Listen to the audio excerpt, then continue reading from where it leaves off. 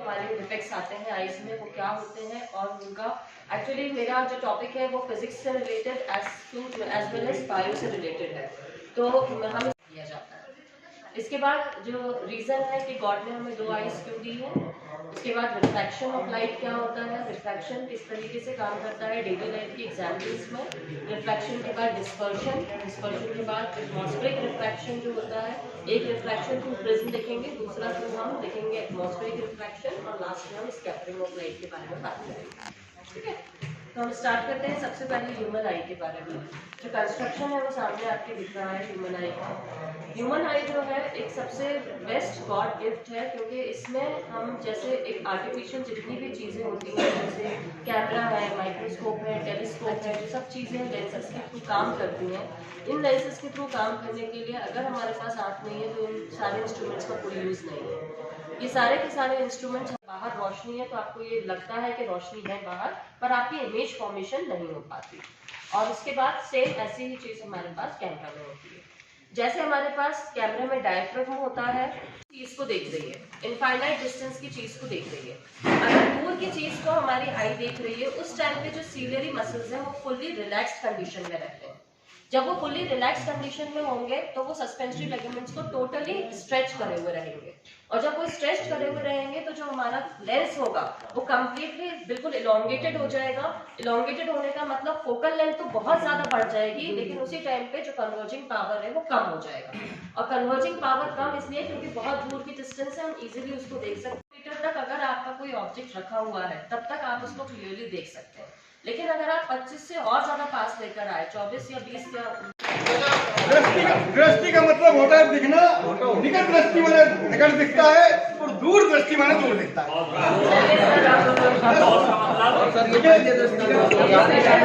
हाँ मैम सब हैं।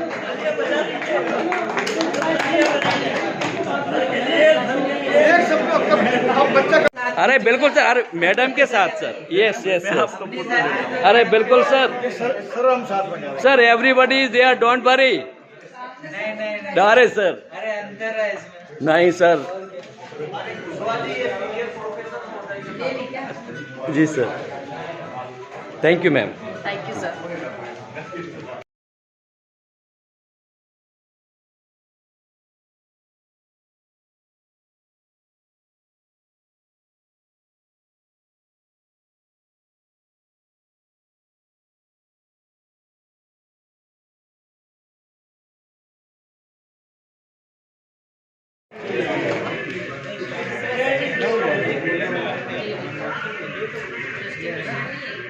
मैडम का नाम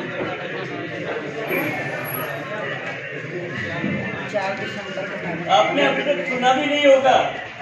मुझे मालूम है कि इनफाइनाइट डायमेंशनल स्पेसेस की मैथमेटिक्स होती है करके आपको मालूम है किसी को? नहीं सुना होगा, मैं पहली बार बता रहा हूँ।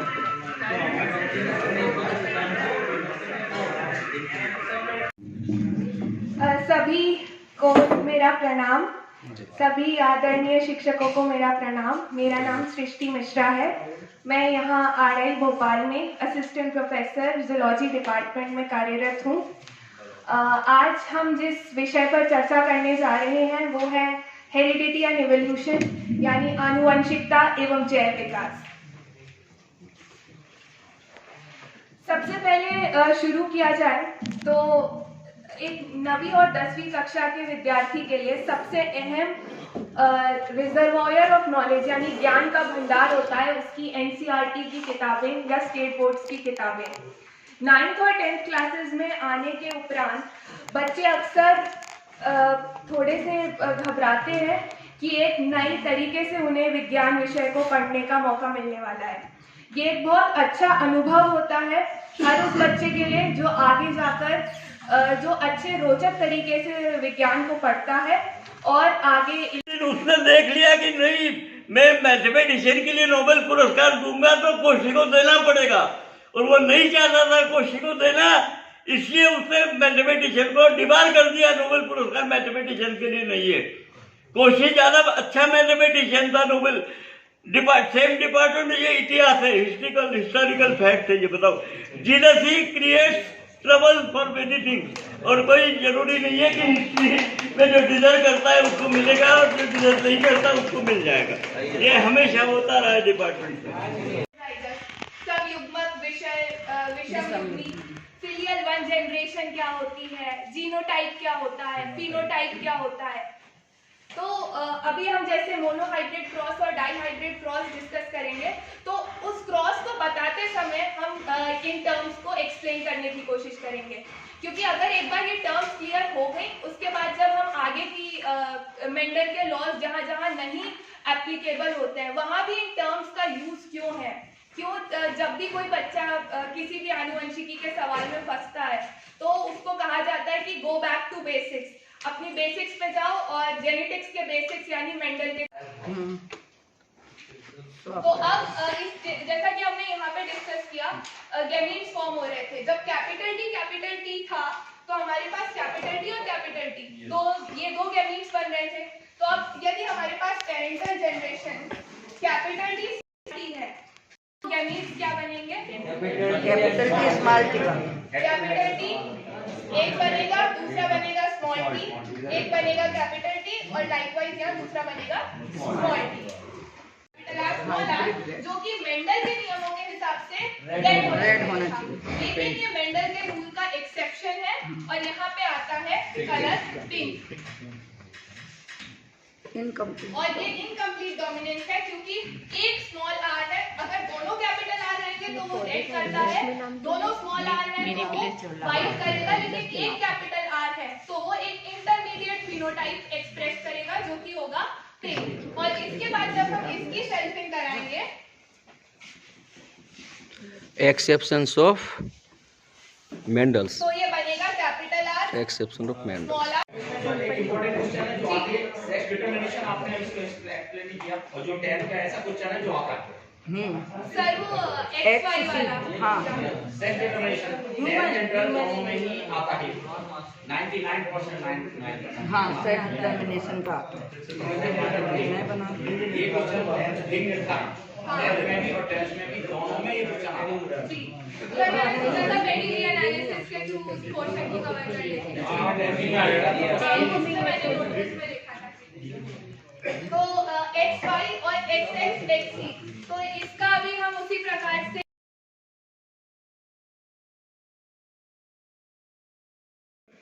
तब क्या होता है, जो इनफर्टाइल फीमेल होती है वो रॉयल जेली को खा के बिकम क्वीन, है ना। तो इसमें भी जो है आपका लेबर ऑफ डिवीजन होता है। रॉयल जेली का कोई कंपोजिशन हो केमिकल तो वो थोड़ा सा बताना। रॉयल जेली का इसमें जो है मैंने जो पढ़ा है, इसमें डेक्सट्रोज और लेब्यूलोज शुगर, डेक्सट्रोज और लेब्यूलोज शुगर का कंटेंट बहुत ज्यादा होता है, ठीक है। आपने कभी कभी देखा होगा कि जो शहद बेचने वाले आते हैं वो पूरे छत्ते पे हाथ लगा देते हैं, पूरी मधुमक्खियों को हटा देते हैं। क्या रीजन है उसका?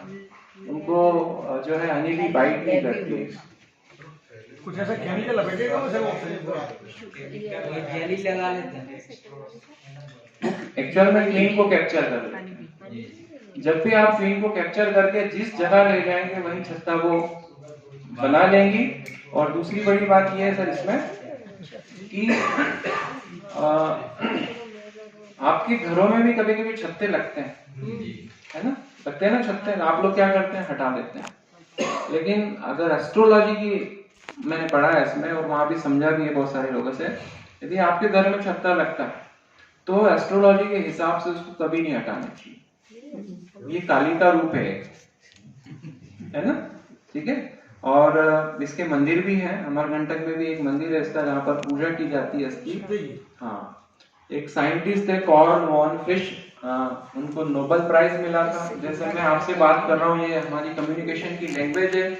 जब हनी बी अपने दूसरे हनी बी से बात करती है तो कैसे बात करती है, वो एक डांस के फॉर्म में, जो कि राउंड डांस होता है या 8 के।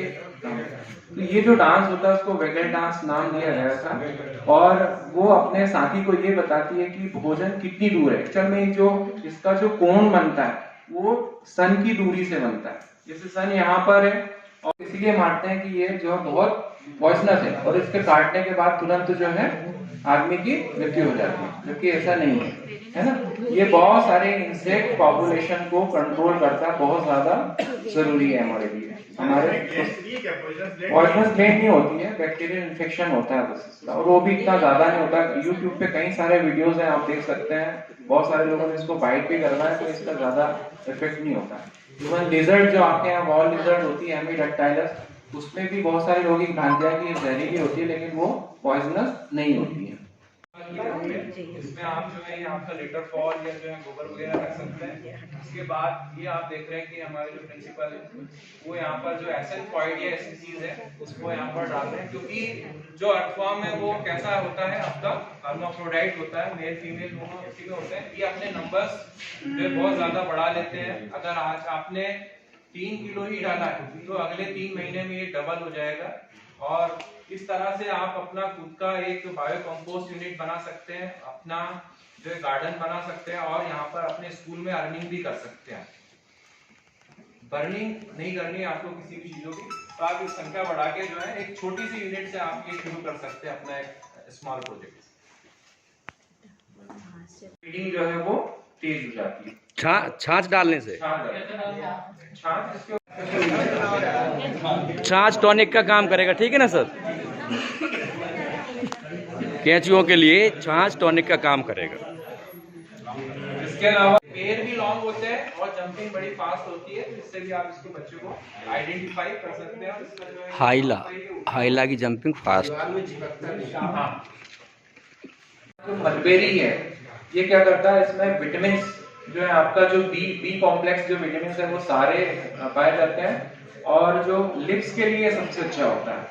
तीसरा, इसमें जो आइपोमिया आपको दिख रहा है वो आप आइपोमिया का यूज कहाँ कर सकते हैं। आइपोमिया का यूज आप ऐसे बायोफेंसिंग कर सकते हैं। और दूसरी बात यह कि अगर कुछ प्लांट्स आपको अपने कैंपस में डेवलप करना है, तो अगर आपके यहाँ ज्यादा पानी नहीं है तो जो भी आप प्लांट लगा दें उसके चारों तरफ आइपोमिया लगा दें, तो ये हाइग्रोस्कोपिक कंडीशन करता है, मतलब वातावरण से नमी खींच के जो है पौधों को देता है, तो बहुत कम पानी में जो है वो आपके प्लांट डेवलप हो जाएंगे। दूसरा क्या है कि इसको जो है केटल्स भी नहीं खाते हैं आइपोमिया को।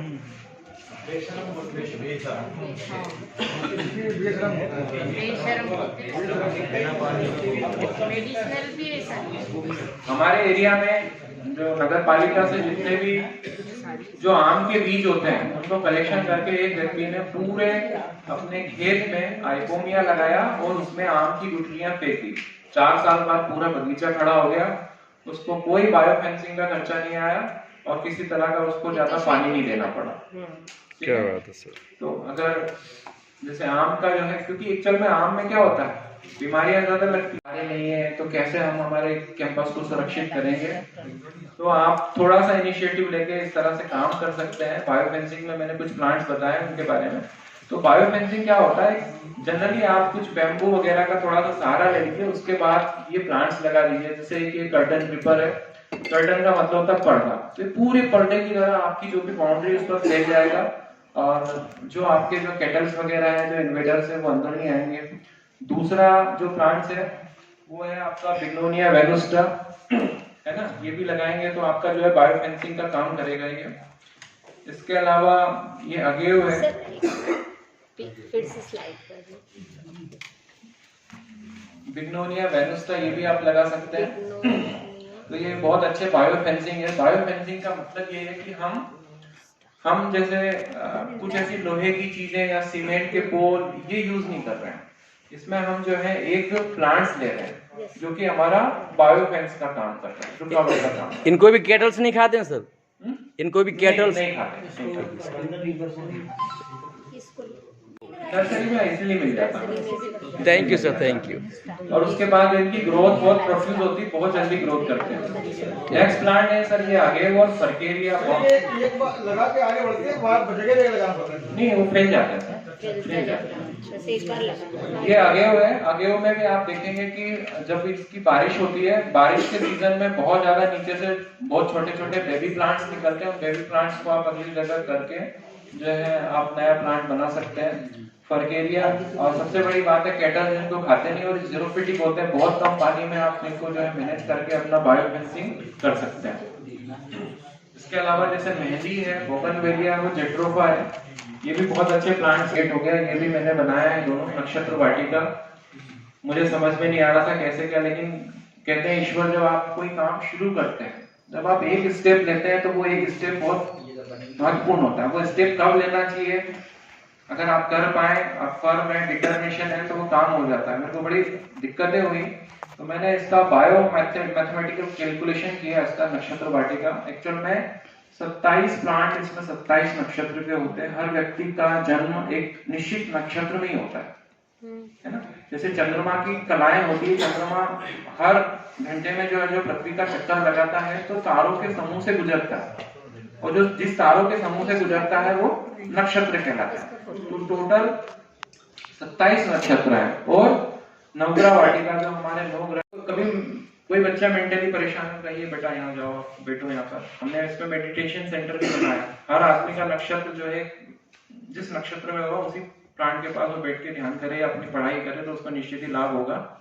और दूसरा ये है कि अगर ज्यादा समस्या आती है तो आप किसी देवालय में या स्कूल में अपने आपका जो जन्म है उस जन्म श्राप के नक्षत्र से जो पौधा है वो आप प्लांटेड करें, आपको भी डेफिनेटली फायदा होगा। और जो नवग्रह वाटिका है, नवग्रह वाटिका में जैसे आप देखते हैं पीपल इसमें है, गूलर इसमें है, अपामार्गा एक्रेंथस जो है, अपामार्गा का भी बहुत फायदे हैं, इससे बुध ग्रह में काम आता है ये। इसमें जिन लोगों का ब्लड प्रेशर बढ़ता है, बीपी 2 तरह का होता है, एक हाई होता है, एक लो होता है, ठीक है। इसकी जो जड़ होती है आप पूर्णिमा के दिन लेके आए, और आपका अगर लो है L4L लेफ्ट में बांधे, इसकी जड़ L4L याद रखेंगे, लेफ्ट में बांधे। और अगर बढ़ रहा है तो फिर क्या करेंगे आप, राइट में। सर किसकी जड़ सर? ये आपका अपामार्गा एक्रेंथस, लटजीरा आदि झाड़ा जिसको बोलते हैं। एंड अमीबा जिंजीवेलिस को भी खत्म करता है। ये आप लगा सकते हैं, अपनी बायोडाइवर्सिटी को रिच कर सकते हैं। आंवले की पूजा भी की जाती है। जैसे आपका जो श्वेत आर्क है या सफेद आंकड़ा है वो सूर्य को बताता है। इसके अलावा जैसे आपका जो चंद्रमा है वो पलाश आप सभी जानते हैं।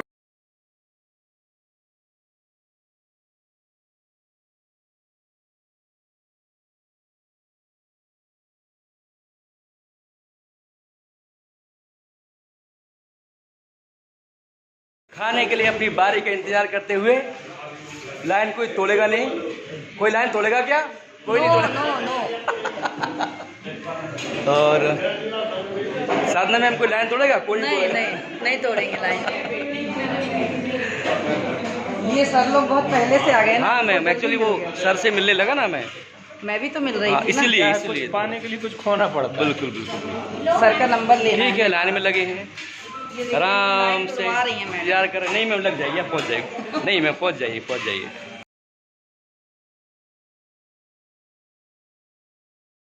वाटर का जो पोर्शन है हाइड्रोजन और वाटर का वो चेंज होगा? बिल्कुल नहीं होगा, ठीक है। इसी तरह से अमोनिया है, ठीक है, उसको भी हम सिंथेसिस करें या नेचर से सिंथेसिस हो, ठीक है, तब भी हम जो NH3 का है रेशियो वही रेशियो रहेगा, वो चेंज नहीं होता है, ठीक है। तो ये हमारे स्टार्टिंग के रूल्स हो जाते हैं। अब हमारा जो सबसे पहले एटम्स के बारे में जो थ्योरी दी गई है वो डाल्टन्स ने किया था, ठीक है। अब डाल्टन ने क्या बोला था कि कोई भी मैटर होता है, यानी कि कोई भी पदार्थ हो, वो छोटे छोटे पार्टिकल से बना होता है और उन पार्टिकल्स को डिवाइड नहीं किया जा सकता है, और उसको उन्होंने नाम दिया था एटम। वो कम हो जाएगी, ठीक है। ये तो कोवेलेंट बॉन्डिंग हो गई। अब वॉन डेर वाल्स डिस्टेंस कैसे डिस्क्राइब करेंगे? सर वॉन डेर वाल्स आप नहीं कर सकते हैं, मैंने आपको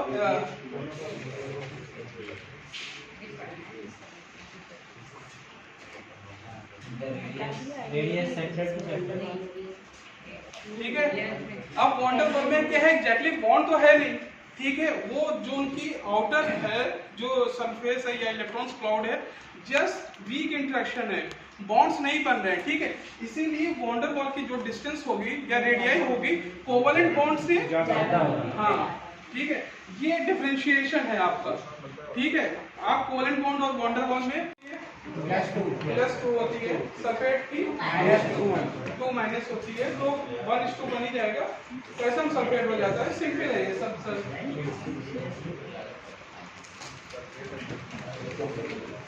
molecular mass and formula unit mass, ठीक है।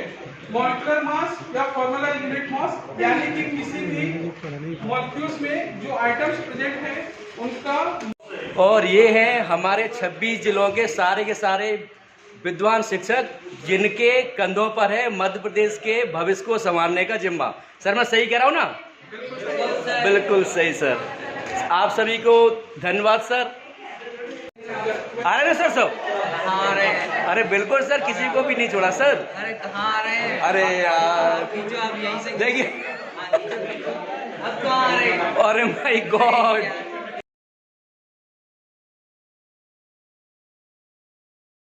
और अब कहाँ जा रहे हैं सर? कितनी दूर है? Science city, science centre. Centre के लिए रवाना हो रहे हैं। 6 घंटे के 4 सेशन कंप्लीट करने की बात। सर सही कह रहा हूँ ना सर? सही कह रहे हो। 6 घंटे हो गए ना? 4 सेशन कंप्लीट करने। गॉड, हे ईश्वर शक्ति दे, बुद्धि तो दी है और बढ़ा दो। चले सर? अभी चलने। और दोस्तों हम आ गए हैं साइंस सेंटर, और साइंस सेंटर के अंदर करते हैं प्रवेश और विज्ञान की बारीकियों को समझने का प्रयास करते हैं। वाह,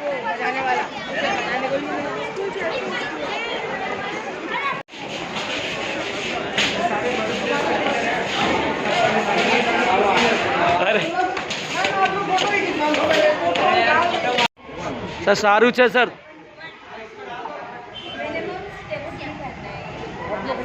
ओके चलिए चलिए,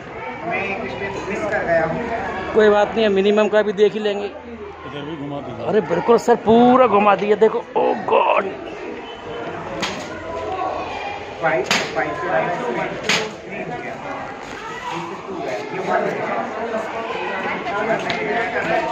और 3 है, 5 और 3 को मिला के कितना होगा? 8। मुझे इसको क्या करना था कि इसको मैं 4 में डिवाइड करना। अब 4 जो है वो इसी में आ सकता है, इसमें तो आ नहीं सकता।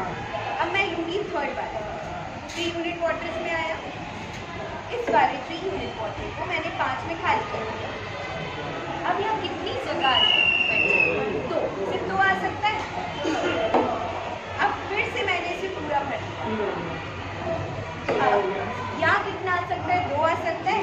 अब 2 मैंने इसको पूरा किया, ये पूरा 5 हो गया। ये कितना बचा? 1। अब ये जो 5 है इसको मैं पूरा वापस डाल दूँगी। ये जो 1 है मैं इसमें डाल दूँगी और फिर से ये 3 यूनिट है।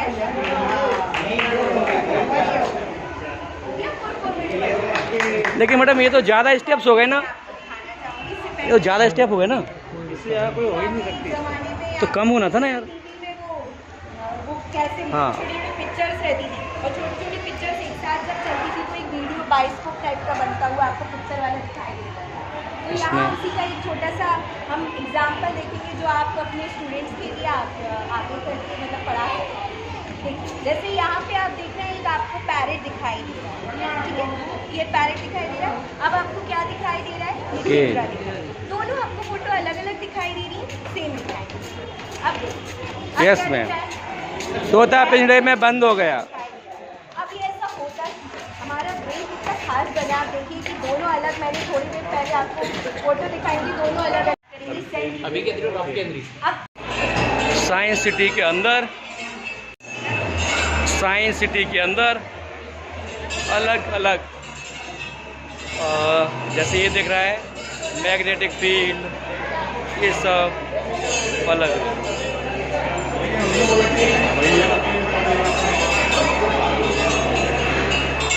फ्लोटिंग बार।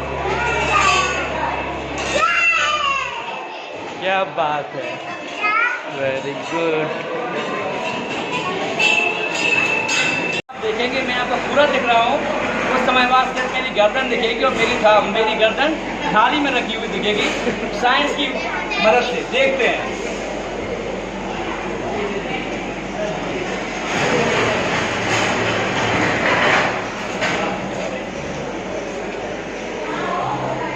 वाह! तो भोपाल वासियों, मेरी गर्दन यहाँ पहुँचा दी आपने, लेकिन मैं जिंदा हूँ, सकुशल हूँ। और ये सारा का सारा जो आप कमाल देख रहे हैं, ये आंचलिक विज्ञान केंद्र पर हो रहा है। मेरी गर्दन है, बच्चों डरना मत, मैं जिंदा हूँ, डोंट वरी। जूते पहने हैं, कपड़े पहने हुए हैं, सर अच्छा है सर। और एनसीईआरटी के रीजनल संस्थान को दिल से धन्यवाद कि इतना अच्छा मौका दिया उन्होंने हमें यहाँ आने का। और ये साइंस का कमाल। अब मैं आपको पूरा सशरीर आगे बताता हूँ। जय श्री राम। प्रकट होने के लिए आ रहा हूँ। जय श्री राम। तो ये सारा का सारा ये थाली में सिर वाले कॉन्सेप्ट का कमाल था। और ऐसा हम अपने बच्चों को भी करके दिखा सकते हैं। दिखा सकते हैं ना सर? बिल्कुल। Thank you sir. वाह यार, धरती माता आपके कहने से चमकने लगी, नीली नीली। ये ओजोन परत है। ओजोन परत नीली नीली। हाँ, अरे वाह यार, वाह, एटमॉस्फेरिक अम्ब्रेला। क्या बात है सर।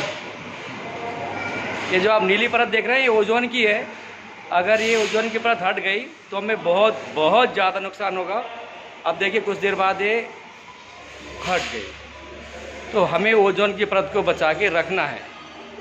वाह, एक से एक हर प्रैक्टिकल को बिल्कुल आसानी से समझाया गया। इसको बोलते हैं एटमॉस्फेरिक अम्ब्रेला ऑफ अर्थ, जो कि ओजोन परत बनाती है। हाँ, वाह वाह।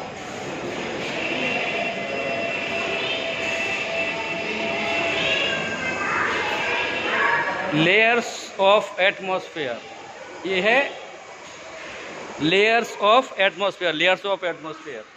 और ये हमने बटन दबा दिया और ये धरती घूमने लगी।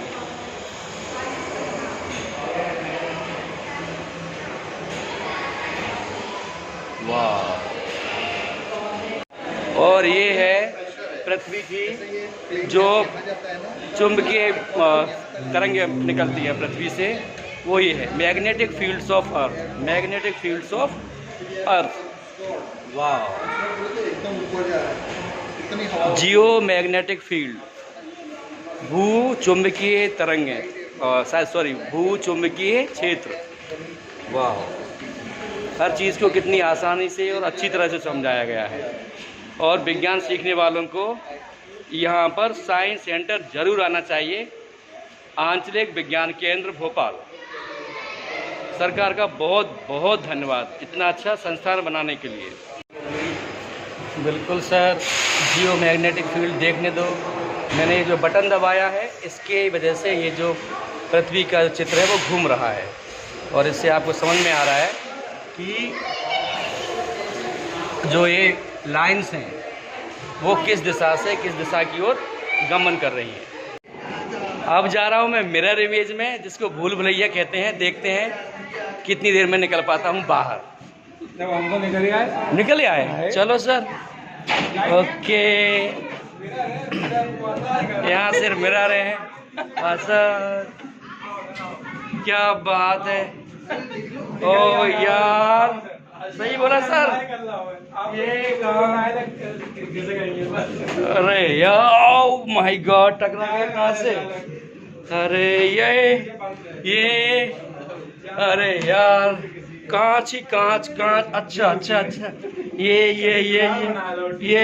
और सर मैं टकराने वाला हूँ और टकरा गया यार।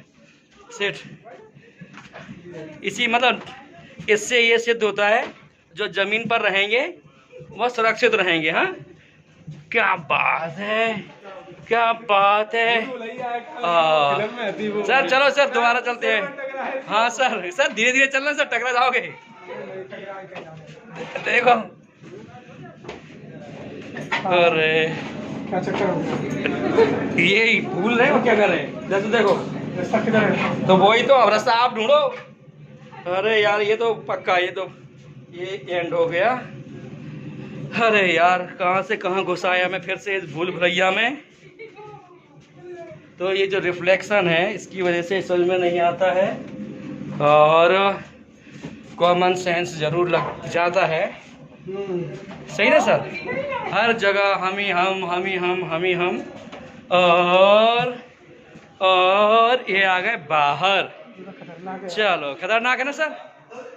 और आ गए भूल भुलैया से बाहर। देखो कितने डीआर सर, कितने डीआर सर, जहाँ देखो वहीं डीआर सर। वाह। हाँ सर अफर गए सर, अफर गए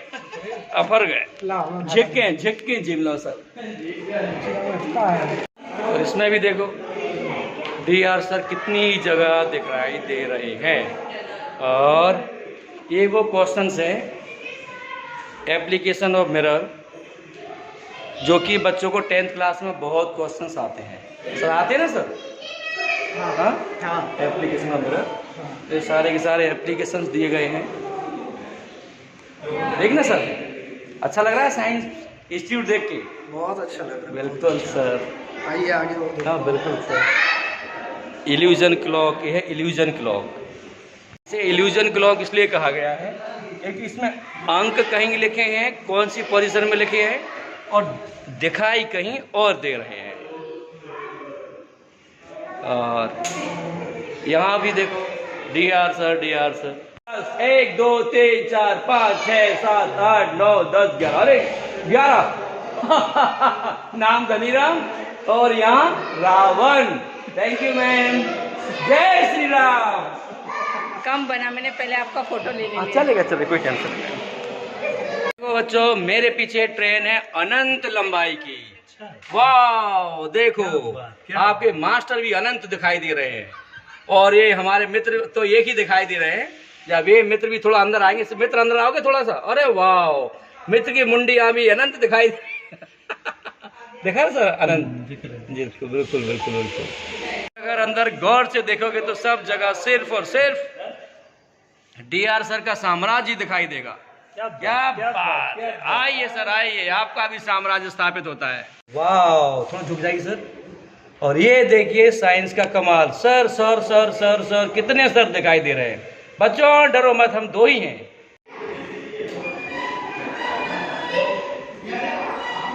जाएगा सोनार सिस्टम। देखो ये जो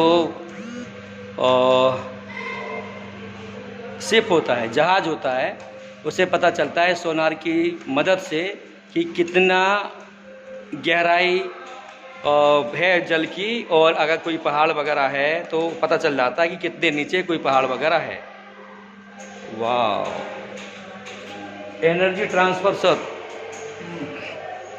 तो भाई इसमें कोई डाउट नहीं है, जो regional science centre of Bhopal है इसमें साइंस के लगभग सारे कॉन्सेप्ट्स को बड़ी आसान भाषा में समझाया गया है। तो सरकार को दिल से धन्यवाद।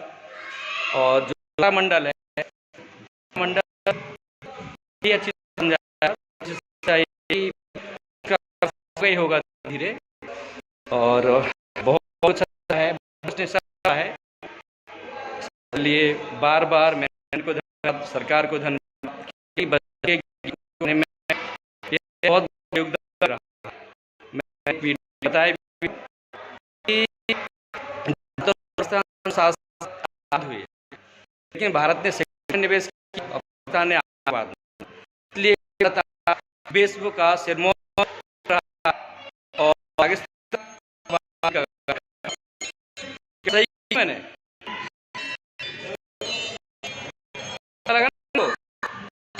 यहाँ सर अच्छा बढ़िया आ गया।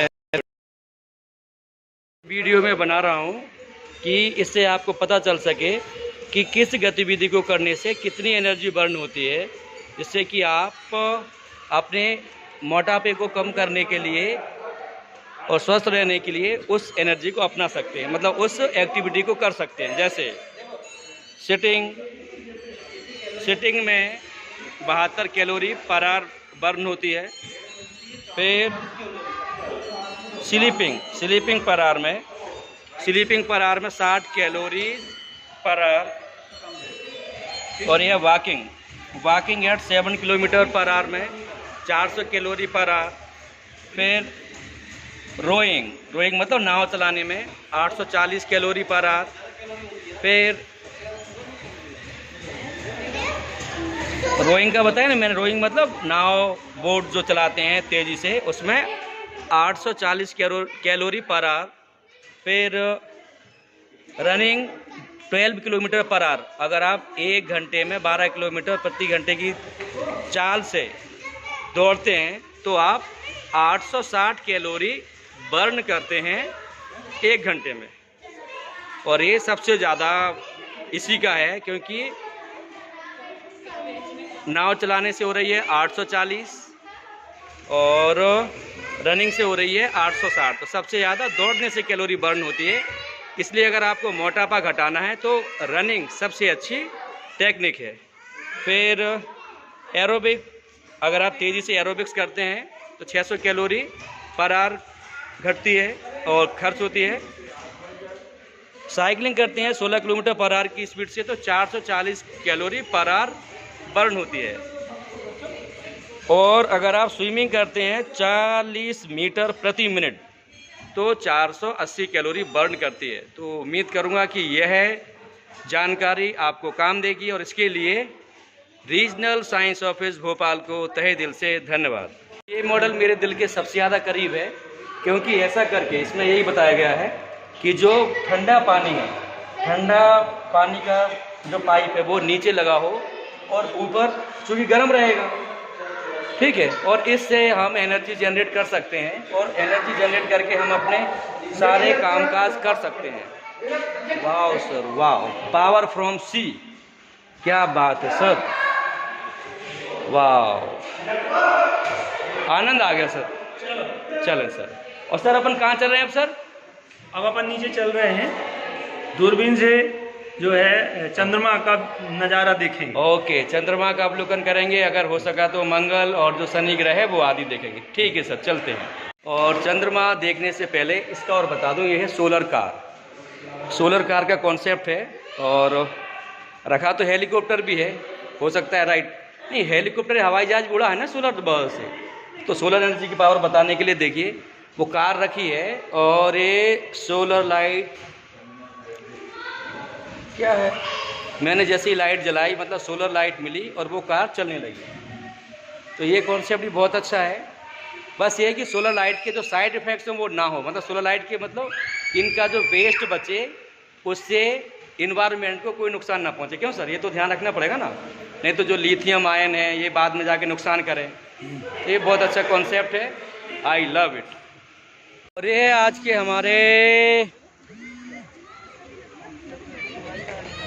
हमारी ट्रेनिंग का आखिरी सेशन, और अब हम देख रहे हैं टेलीस्कोप से चंदा मामा को। लाइन में लगे हुए हैं लोग और हमें भी लाइन में लगना पड़ेगा। क्यों सर? हाँ, लाइन में तो हमें भी चंदा मामा आपने देख लिया? आपने देख लिया है। और चंदा मामा चमकता हुआ आप देखो, चमकता हुआ, ठीक है सर। और उम्मीद करूंगा आपको टेलीस्कोप भी दिख रहा होगा। और हमारे जोशी सर ने देख लिया चंदा मामा। जोशी सर, चंदा मामा देख लिया? वेरी गुड, अब मेरा नंबर भी आएगा, आएगा आएगा सर, आएगा। और आज की ट्रेनिंग का सेशन और दिन हुआ ख़त्म और अब हम पहुंच रहे हैं वापस संस्थान और फिर खाएंगे भोज। क्या खाना खाएंगे ना, और क्या खाएंगे? खाना खाएंगे और फिर कल मिलेंगे। और हाँ, चांद देखने में मज़ा तो आया लेकिन इतना नहीं आया, क्योंकि डिफरेंट ज़रूर लगा लेकिन इतना ज़्यादा नहीं जितना की उम्मीद थी। और कल हमारे मिस्टर चौहान सर भी हमें शाम को तो संस्थान में टेलीस्कोप है उससे हमें तारे दिखाएंगे, तो कल हम वहाँ भी तारे देखेंगे और शायद चांद को भी देखेंगे। अपना ध्यान रखिए और खूब आगे बढ़िए। और संस्थान में आकर वास्तव में बहुत कुछ सीखने को मिला। कोई भी टीचर यह डिनाई नहीं कर सकता कि संस्थान में आकर कुछ नहीं सीखा, बहुत कुछ सीखने को मिल रहा है संस्थान को और सरकार को, और सभी जो टीचर्स हमें गाइड करने आ रहे हैं, प्रोफेसर हमें गाइड करने आ रहे हैं, बताने के लिए आ रहे हैं, उन सबको भी दिल से धन्यवाद।